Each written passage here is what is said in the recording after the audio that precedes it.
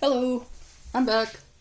Um, so now I have an electric kettle full of boiling water, because last time, I will show you, the glass, despite being one of those fancy alcohol glasses, cracked very thoroughly. Now, fortunately it didn't explode, so that was nice, but this is now a glass that is going into a cardboard box into my trash.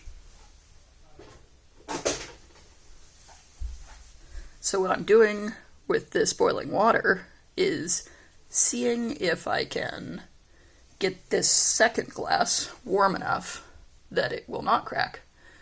Now, maybe warm isn't the direction to go, or maybe what I should be doing is warming up the triple second Kahlua, or the real coffee for that matter.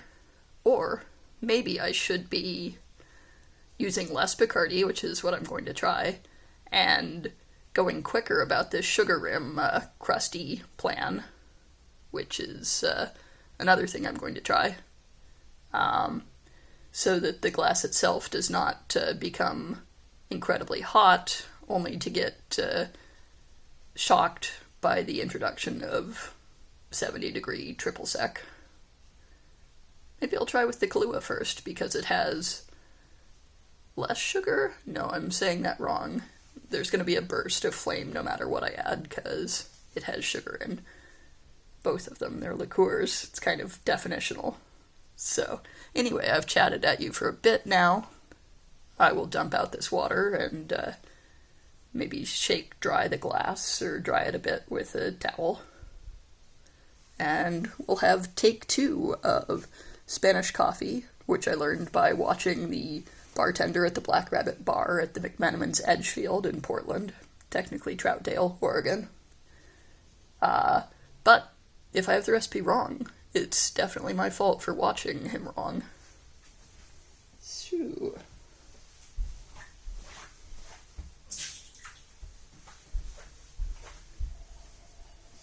Now, what I expect is that the amount of vapor happening here will be more because the glass is warmer. The flammable part of the Bacardi is going into a happier environment for it. Shoot. You know what I should have done first? The sugar rim. This time we'll pause and address that. Alright, having unpaused, we've got the granulated sugar, just normal American table sugar. We get a slightly goopy edge on the glass with this orange.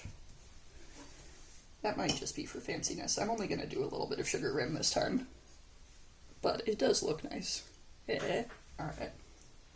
Setting that aside. Take 2 with adding the 151. Now, will there be enough water vapor that it won't light? Let's find out. Nope, it lit real well. Alright. Let's get this sugar baked on a little bit and then move on with our lives. I'm kind of trying to watch it to see if I can see any of the edges of the squares of the sugar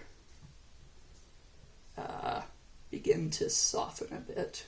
But this time I'm going to err on the side of not getting the glass to be super hot. I don't want this to be something that I have to wear goggles to do. Alright, here we go. Triple second Kahlua. 1 shot of each. It's still alight. This is great. Alright. Ground cloves. Ground cinnamon. Is it not still alight? It's not still alight. Shucks. Well, we'll see how it goes after this. So, if it was still alight, we would have awesome showers of sparks at that point. And that's why you do it right there. Also, maybe the burned flavor is cool. So, I'm adding a bit of coffee. This is just Starbucks coffee from the store. And I was doing that by eye. Now, heavy whipping cream. I'm also going to eyeball this. What I want is for it to end up just a little bit below the sugar rim. And I'm going to try and balance it on this spoon so it doesn't hit real hard and sink to the bottom.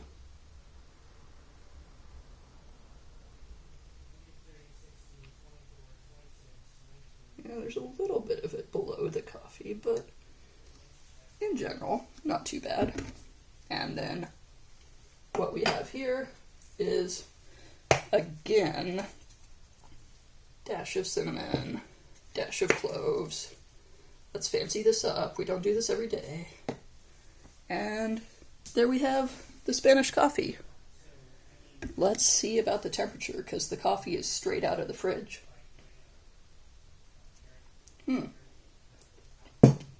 Yeah, it's definitely got the flavor. The temperature, I probably should have warmed up the coffee, but you know what?